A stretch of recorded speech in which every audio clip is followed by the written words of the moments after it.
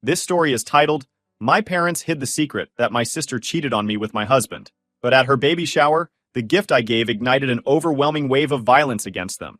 Hey, I don't even know where to begin with this, so I'll just start at the beginning. My name's Alina, 30 female. I grew up in Chicago with my older sister Julia, 32 female, and my parents. And honestly, I've always felt like I was just the extra kid. Julia was the one everyone doted on. She was the pretty one, the smart one, the golden child. Me? I was just there, the responsible one, the one they could count on to figure it out or not make a fuss. That's their way of saying I didn't matter as much. It wasn't like they were evil or anything. They just made it really clear, in 100 little ways, that Julia came first. Like, in middle school, I worked my butt off to win the regional spelling bee. I was so excited when I came home with the trophy. I thought they'd be proud. But my dad barely looked up from the newspaper, and my mom said, "That's nice, sweetie, but did you hear Julia got asked to the spring dance? Isn't that so exciting?" High school was worse. I made the varsity swim team, which was a big deal because I was just a freshman, but Julia was a senior and got a lead in the school play. Guess which one they showed up for? It wasn't the swim meets. I remember sitting in the car after a big competition, holding my first place medal, and my dad asking if I could give Julia a ride to her play rehearsal. I wanted to throw the medal at him, but I just said sure. Even now, as adults, it hasn't stopped. A few years ago, when Julia bought her first house, my parents helped with the down payment. They even paid her closing costs. When I mentioned needing help with car repairs, my mom said, "Oh, sweetie, maybe you should budget better." Like, okay, I'll just budget better next time my transmission goes out. Cool. Anyway, the point is, Julia's always been the favorite. I never hated her for it, though. I figured that's just how families are sometimes, you know? I thought she cared about me, that we were close despite all the weird favoritism. But last week, I found out how wrong I was. It started when I went to my parents' house to drop off some paperwork my mom had asked for. Nothing dramatic, just insurance stuff she needed me to fill out because apparently, I'm the only one who knows how to handle paperwork. When I walked in, they were sitting in the living room. My mom was on the phone, and I could hear her on speaker. I wasn't paying much attention until I heard Julia's voice. She said, "Mom, Alina can't find out about me and Jay. Jay, my husband." I froze. My mom said something like, "Don't worry, sweetie, she won't. It's better this way. You've got so much on the line." My dad chimed in with, "Yeah, let's not ruin your life over one mistake." My heart felt like it stopped. My own sister, my husband, and my parents knew? I felt like I'd been sucker punched. I quietly backed out of the house and left. I didn't even grab the paperwork. I just got in my car and drove home, trying to wrap my head around what I'd just heard. When I got home, Jay was there, sitting on the couch like everything was fine. I couldn't even look at him. I went straight to the bathroom and locked the door. I sat on the floor for what felt like hours, trying to figure out what to do. Part of me wanted to barge into the living room and scream at him. Another part of me wanted to drive straight to Julia's house and confront her. But mostly, I just felt numb. For the next few days, I kept to myself. Jay kept asking me if something was wrong, but I couldn't talk to him. Every time I opened my mouth, I felt like I was going to cry or throw up. I couldn't even text Julia. I knew if I tried, I'd lose it completely. The thing is, this isn't just about the cheating. It's about the betrayal from all sides. My sister, who I thought I could trust. My parents, who I thought were supposed to love me. They all knew, and none of them cared enough to tell me. They cared more about protecting Julia's perfect image than protecting me. I spent a lot of time just sitting in my car, driving around aimlessly, trying to figure out what to do. I didn't want to confront them without proof. What if they denied it? What if they made me feel like I was crazy? So, I decided to wait. I didn't know what I was waiting for exactly, but I knew I needed to keep my cool until I had a plan. Then, a few days later, my mom called me, all cheerful, like nothing was wrong. "Alina, honey, can you help plan Julia's baby shower?" she asked, like she wasn't actively covering for Julia sleeping with my husband. Oh yeah, did I mention Julia's pregnant? And now I don't even know if the baby's her husband Nate's or if it's Jay's. The audacity of her asking me to plan this party was almost laughable, but instead of blowing up at her, I said, "Sure, Mom, I'd love to help." After that call with my mom, I was done feeling sorry for myself. It wasn't just about Julia sleeping with Jay anymore. It was about all of them thinking they could get away with it. My parents, my sister, my husband, they were treating me like I was some kind of clueless idiot who'd just smile and go along with everything. That pissed me off more than anything. But I knew I couldn't just blow up and start yelling. No one would take me seriously, and they'd probably twist it around to make me look like the bad guy. Julia's always been good at playing the victim, and I wasn't going to give her that chance. If I wanted to confront them, I needed proof, not just vague suspicions or overheard conversations. I needed hard evidence they couldn't deny. So that night, after Jay fell asleep, I grabbed his phone. Normally, I'd feel weird about going through someone's stuff, but honestly, after what I'd overheard, I didn't feel guilty at all. I didn't even know what I was looking for at first, but it didn't take long to find something. Jay wasn't exactly a mastermind when it came to hiding things. He had a folder on his phone labeled Receipts. Real subtle, right? And when I opened it, there they were. Photos of him and Julia. Some were just selfies, but others were, well, let's just say there was no mistaking what was going on. One picture was of the two of them at a hotel. Julia was in a bathrobe, and Jay was grinning like a damn fool. I didn't cry. I thought I would, but I didn't. I just stared at the pictures, saving them to my own phone one by one. My hands were shaking, but it wasn't from sadness. It was from pure anger. How could they be so careless? So confident that I'd never find out. After the photos, I went through his messages. There was a long thread between him and Julia, full of inside jokes, I miss you texts, and plans to meet up. One text stood out to me. Julia had sent him a picture of a baby onesie with the caption, "Do you think Nate will like this?" That hit me like a ton of bricks. They weren't just having an affair, they were laughing about it, mocking Nate, lying to him, and playing happy families while this whole mess unfolded. I saved the messages and moved on to his email. At first, I thought there wouldn't be anything there. Who emails about affairs, right? But then I found a confirmation email for a hotel booking from a few months ago. The name on the reservation was his, but there was a note about special arrangements for 2 guests. The date lined up perfectly with one of the texts Julia had sent him about getting away for a weekend. I took screenshots of everything. Every picture, every message, every email. I even forwarded some of the emails to myself just in case Jay ever tried to delete them. I wasn't going to let them wiggle out of this. Over the next few nights, I kept digging. I went through Jay's laptop, his social media accounts, and even his old backups. At one point, I found a folder of old photos that he probably forgot even existed. There was one picture of him and Julia from a family barbecue a couple of years ago. They were standing a little too close, and Julia had her hand on his arm. Looking back now, it felt like a giant neon sign that I had been too blind to see. But it wasn't just about Jay. I started paying attention to Julia's social media too. She's one of those people who posts everything online. Brunches, shopping trips, yoga sessions, you name it. At first glance, it all seemed harmless, but when I looked closer, I noticed little things. A photo of her at a cafe with 2 cups of coffee on the table, but no one else in the frame. A picture of her at a hotel lobby with the caption, "Weekend Escape," but no tag for Nate or any of her friends. It all started to add up. They weren't even being careful. They thought I was too stupid to notice, too blind to connect the dots. That was their biggest mistake. By the end of the week, I had more evidence than I knew what to do with. Photos, messages, emails, social media posts. It was like a giant puzzle that painted a picture of their betrayal. But I wasn't done yet. I decided to check Julia's husband Nate's social media too. I didn't know what I was expecting to find, but I figured it couldn't hurt.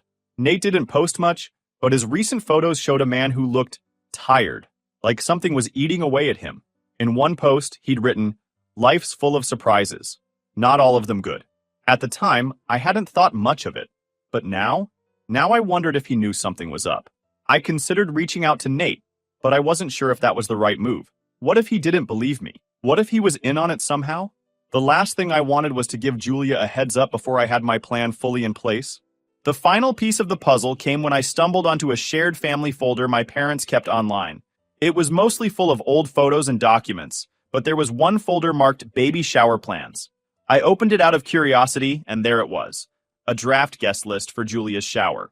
My name was listed as the event coordinator. I almost laughed. They wanted me to coordinate the shower for the woman who was sleeping with my husband? The sheer audacity of it was unreal. But that's when it hit me. The shower wasn't just a party, it was the perfect stage. Everyone would be there. Julia, Jay, my parents, Nate, their friends and family. I closed the folder and sat back, my mind racing.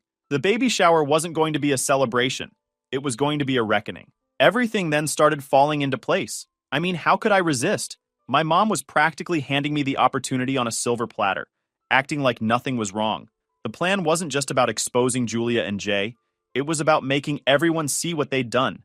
The lies, the betrayal, the absolute sham of their perfect lives. And I wasn't going to hold back. The first step was making sure everything looked normal. I agreed to take charge of the shower, like the good little sister they all expected me to be. My mom was thrilled. texting me nonstop with ideas for decorations, themes, and catering. She even sent me links to Pinterest boards, which honestly was hilarious considering the chaos I was about to unleash. I acted like the perfect team player, messaging Julia and asking her what colors she wanted for the decorations. She replied with pink and gold, for something classy, like she had a clue what class even meant. I didn't let on for a second that I knew about her and Jay. I kept my replies short and sweet, pretending I was too busy to chat much. If she suspected anything, she didn't show it. Once the basics were handled, I started working on the real plan. I had all the evidence saved on my phone, but I needed a way to present it that would leave no room for doubt. At first, I thought about just printing everything out and handing it to people, but that felt too small. I wanted this to be big, undeniable, and impossible for them to ignore. That's when I remembered the projector at the event venue. The shower was being held at this fancy community hall my parents had rented. It came with all the bells and whistles, including a giant screen and a projector system. Perfect. I spent hours putting together a PowerPoint presentation. It was the most effort I'd ever put into something for Julia, and it wasn't even for her benefit. The first few slides were harmless, generic congratulatory messages, and cute baby-themed graphics. But then it shifted. The next slides featured screenshots of Julia and Jay's texts, complete with timestamps. Then came the photos. I chose the most damning ones. I ended the presentation with a short video clip of them in a hotel room. It wasn't explicit or anything, but it didn't need to be. Julia's giggling, "Nate will never find out," was enough. When the presentation was done, I saved it to a USB drive and triple-checked it to make sure it worked. I also backed it up on my phone and emailed it to myself just in case. I wasn't taking any chances. With the evidence ready, I turned my attention back to the party. I needed to make sure everything looked perfect, so no one suspected a thing. I ordered fancy decorations, set up a catering menu, and even designed personalized party favors with Julia's name on them. My mom kept gushing about how proud she was of me for coming together for my sister. Every time she said something like that, I had to bite my tongue to keep from laughing. The week leading up to the shower was surreal. Jay was acting like nothing was wrong, probably assuming I hadn't noticed anything. Julia was her usual bubbly self, texting me every day with questions about the party. My parents were full of their usual over-the-top excitement, constantly talking about how wonderful it was that Julia was going to be a mom. I played along, smiling and nodding, even though every word they said felt like a slap in the face. But I didn't let it show. If they thought I was oblivious, all the better. The morning of the shower, I arrived at the venue early to set up. Guests started arriving, including Julia and Nate. She looked radiant, like someone who thought she had the world wrapped around her finger.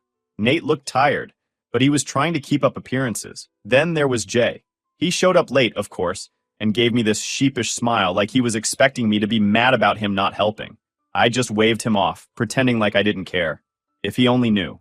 My cousin Clara showed up with her phone out, already live streaming for her Instagram followers. She's one of those people who documents everything, and normally it's annoying, but today, it was a blessing. Clara's live stream meant the entire world would see what was about to happen, not just the people in the room. As the party got underway, I made sure everything was running smoothly. People were laughing, eating, and complimenting Julia on how great she looked. My parents were buzzing around, practically glowing with pride. When it was time for speeches, my mom went first, saying how proud she was of Julia and how excited she was to be a grandmother. Julia teared up, of course, because she loves being the center of attention. Then it was my turn. I grabbed the microphone, took a deep breath, and smiled. "Julia," I said, "you've always been the star of the family. Today, I wanted to give you something truly unforgettable." I walked over to the projector, plugged in the USB drive, and hit play. At first, everything seemed fine. The first slide was a picture of Julia and Nate from one of their trips. Something sweet and harmless to set the mood. People were smiling, nodding, and a few even clapped, thinking it was going to be one of those cheesy, sentimental presentations. Julia looked at me like I was the best sister ever, giving me that fake, grateful smile she's mastered over the year. And then, slide 2 hit. The room went quiet, and I mean dead silent. The slide showed a screenshot of one of Julia and Jay's text conversations. It wasn't anything too explicit, just flirty messages about missing each other and can't wait to see you again. But it was enough to make people shift uncomfortably in their seats. Julia's smile froze, and she glanced at me, confused. Jay, on the other hand, looked like he'd seen a ghost. I didn't pause. I let the next slide roll. A series of photos of Julia and Jay at a hotel. One was just the two of them standing in the lobby, but the next one showed Julia in a bathrobe sitting on the edge of a bed, smiling at Jay, who was standing behind her with his shirt off. That's when the whispers started. What is this? Someone near the front muttered, Is that Jay? That's not Nate, right? Julia's face went from confused to panicked. She stood up, half reaching for the projector, but it was too late. The next slide hit, a short text exchange where Julia joked about how clueless Nate was, and how easy it was to keep the secret. Alina! Julia's voice cut through the murmurs. What the hell is this? I ignored her. I didn't even look at her. The presentation rolled on. The next slide was another level shock. It was the video. Just a short clip of Julia and Jay sitting on a hotel bed. That's when the room exploded. Nate shot up from his chair, his face a mix of shock and anger. What the hell is this? He shouted, his voice echoing through the hall. Julia froze. She opened her mouth to say something, but no words came out. Jay, sitting a few seats away, looked like he wanted to melt into the floor. Is this real? Someone in the back asked. What the hell is going on? Clara's live stream was still rolling, capturing every second of the chaos. Her phone was blowing up with comments like, OMG, this is wild, and someone stop the presentation. People at the party started pulling out their phones, filming and texting others. Julia finally found her voice. Alina, stop this! What's wrong with you? She yelled, her face red and her voice cracking. I stood there, calm as ever. I grabbed the microphone and said, What's wrong with me? Julia, maybe you should be asking yourself that question. Sleeping with my husband? Really? And you thought I wouldn't find out? Gasps rippled through the room. Wait, Nate said, holding up his hand. What did you just say? You slept with Jay? He was looking at Julia now, his expression shifting from confused to furious. It's not what it looks like, Julia stammered, tears streaming down her face. I can explain. Explain what? Nate snapped. That you've been screwing her husband? That's a hell of an explanation, Julia. Jay tried to stand up, raising his hands as if to calm everyone down. Let's just talk about this, he said, his voice shaking. I couldn't help but laugh at that. Oh, now you want to talk? You didn't seem too interested in talking when you were sneaking around behind my back. Julia turned to me, her voice desperate. Alina, please, we're family. You didn't have to do this in front of everyone. Family? I said, glaring at her. You're seriously talking about family right now? Where was that family loyalty when you were hooking up with my husband? Don't even try to guilt me, Julia. You made your bed. Now lie in it. My parents, who had been eerily quiet until now, finally decided to jump in. My mom stood up, looking at me with this horrified expression. Alina, enough! You've made your point. This isn't the place for this. Oh, it's exactly the place for this, I shot back. You've been covering for her this whole time, haven't you? Don't think I don't know. You knew about Julia and Jay, and instead of telling me, you helped her keep it a secret. Some mother you are. My dad tried to step in, but Nate cut him off. You knew, he said, pointing at my parents. You knew Julia was cheating on me and you didn't say anything? It's not like that, my mom said, looking flustered. We were trying to protect who? I interrupted. Julia, because it sure as hell wasn't me. The room was chaos now. Guests were whispering, phones were buzzing, and my parents were trying to calm Nate down while Julia just stood there crying. Jay, meanwhile, had quietly slipped toward the back of the room, clearly trying to escape. Where do you think you're going? I called out to him. Everyone turned to look as Jay froze, halfway to the door. Alina, he started, but I didn't let him finish. You don't get to walk away from this, I said. You don't get to pretend like you didn't blow up our marriage. You and Julia deserve each other. I'm done with both of you. With that, I handed the microphone to one of the stunned party organizers and walked out. I didn't look back, but I could hear the chaos continuing behind me. As I got to my car, Clara caught up with me, her phone still in her hand. Holy crap, Alina, she said out of breath. I don't even know what to say. People online are freaking out. The live stream is going viral. Good, I said, slamming my car door shut. Let the whole world know what they did. And with that, I drove away, leaving the mess behind me. I spent the next few days ignoring my phone. My mom and dad kept calling, but I didn't bother answering. Jay tried texting me too. Pathetic stuff like, can we talk? And, you're being unreasonable. Yeah, I'm the unreasonable one. Sure, buddy. I didn't even bother blocking him because honestly, his desperation made me laugh. Then, out of nowhere, I got a message from Mia, one of Julia's closest friends. Mia and I were never super close, but we'd hung out a few times at family events because Julia insisted on dragging her everywhere. She sent me a text that said, Hey, can we talk? It's about Julia. I saw what happened at the shower. At first, I wasn't sure if I wanted to deal with more drama, but eventually I texted back, What's up? Within minutes, she called me, and her voice was shaky. I don't even know how to say this, Mia started. But after the shower, I can't stop thinking about some stuff. I think Julia might have been messing around with my husband, Dan. Now, I didn't know Dan very well. He was one of those guys who always looked a little too slick, always dressed a little too perfectly, and always had a smirk that made me side-eye him. But the idea of Julia hooking up with her best friend's husband? At this point, it didn't even surprise me. What makes you think that? I asked, trying to sound calm even though I was already convinced Julia was guilty. Mia hesitated. There have been a lot of little things, like Dan started acting weird around Julia a few months ago. He'd get really defensive if I asked about her, and one time I caught him smiling at his phone while texting her.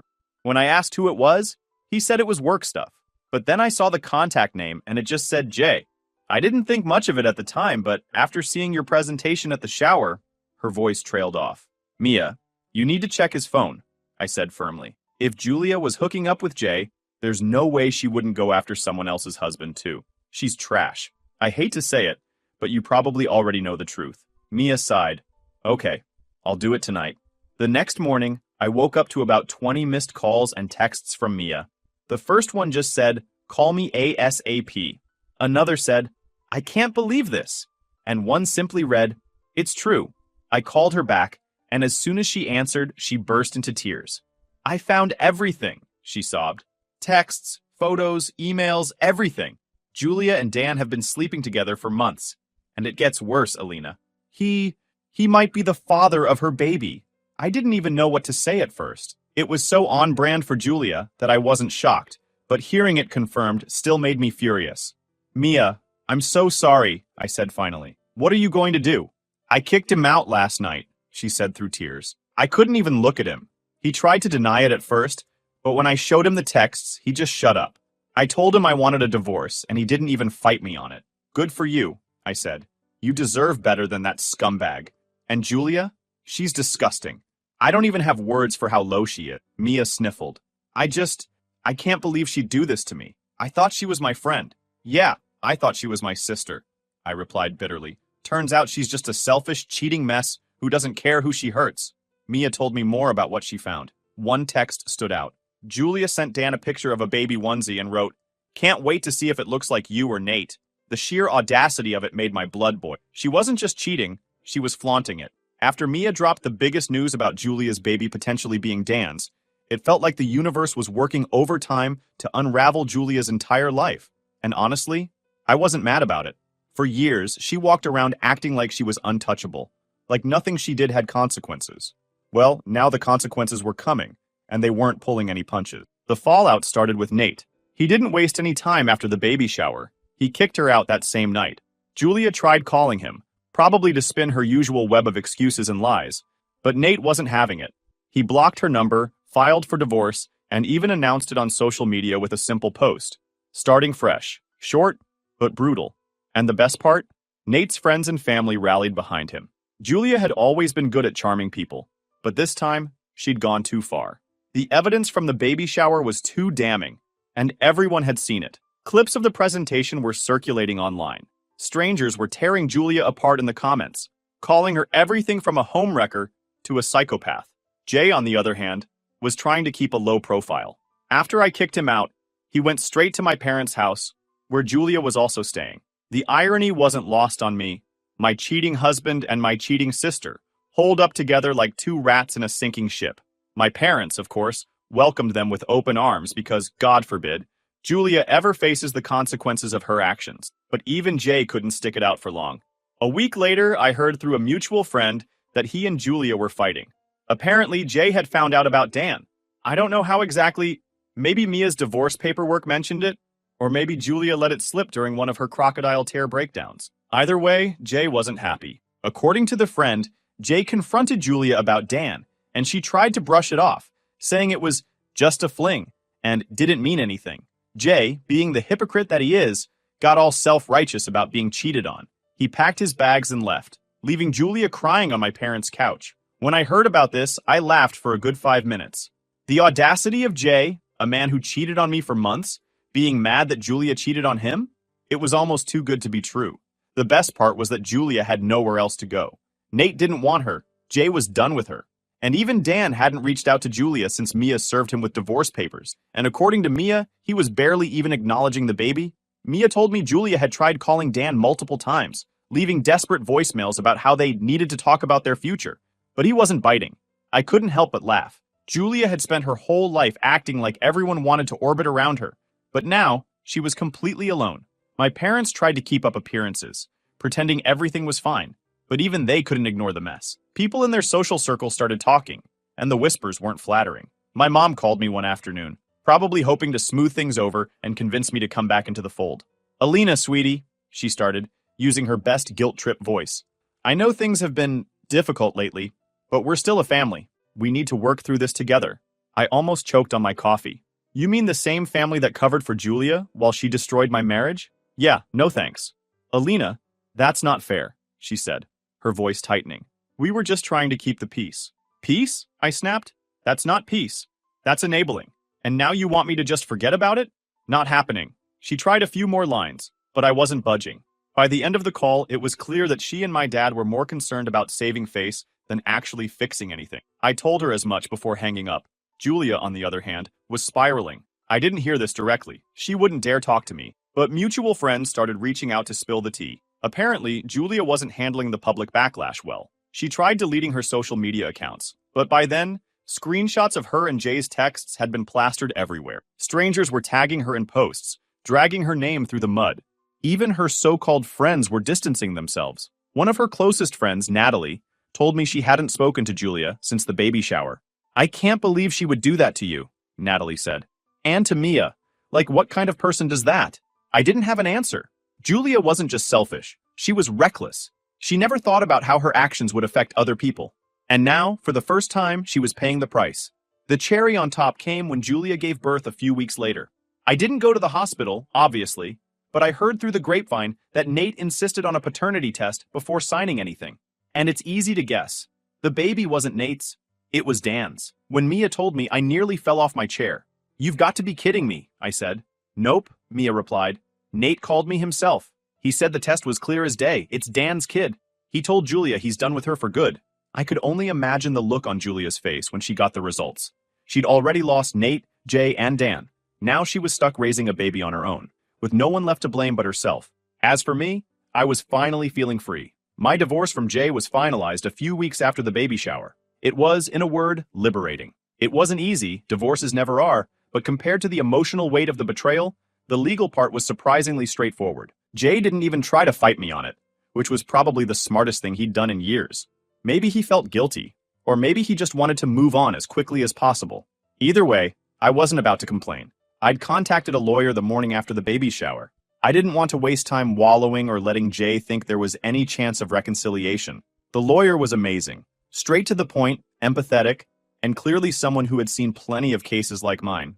"You're doing the right thing," she said, after I finished explaining the situation. "People like Jay don't change, and you deserve better." We went through all the necessary steps, and thankfully, there wasn't much to fight over. Jay and I didn't have kids, which made things simpler, and we'd only bought the house together a few years ago. It wasn't fully paid off, so we agreed to sell it and split the proceeds. He tried to bring up some small stuff, like the furniture or the TV, but I didn't care. He could take whatever he wanted as long as he was out of my life. The hardest part wasn't the legal process. It was the emotional toll. Signing those papers felt like both an ending and a beginning. On one hand, it was heartbreaking to see my marriage, something I thought would last forever, reduced to a pile of documents and signatures. On the other hand, it was the final step in reclaiming my life. For too long, I'd let Jay's lies and Julia's manipulation define my reality. This was my chance to start over. The day the divorce was finalized, I threw out everything that reminded me of Jay. Old photos, his clothes, even the stupid mug he always used for coffee. It all went in the trash. It wasn't about being petty. Okay, maybe a little. It was about cleansing my space of the negativity he brought into my life. I didn't want any reminders of the man who betrayed me, the man who chose my sister over me. What surprised me the most was how quickly I felt a sense of relief. For the first time in months, maybe even years, I didn't feel like I was carrying the weight of Jay's lies on my shoulders. My apartment was small and modest, but it was mine, and it felt more like home than the house I'd shared with him ever did. Jay tried reaching out a couple of times after the divorce was finalized. His texts were pathetic, full of half-hearted apologies and vague promises about being a better person. I ignored every single one. He had his chance to be a better person, and he blew it. There was no going back. My parents kept trying to reach out, but I ignored their calls. I didn't need their half-baked apologies or their excuses. Julia could be their problem now. In the end, everything Julia had built, the fake perfect life, the lies, the manipulation, came crashing down. And honestly, it was satisfying to watch.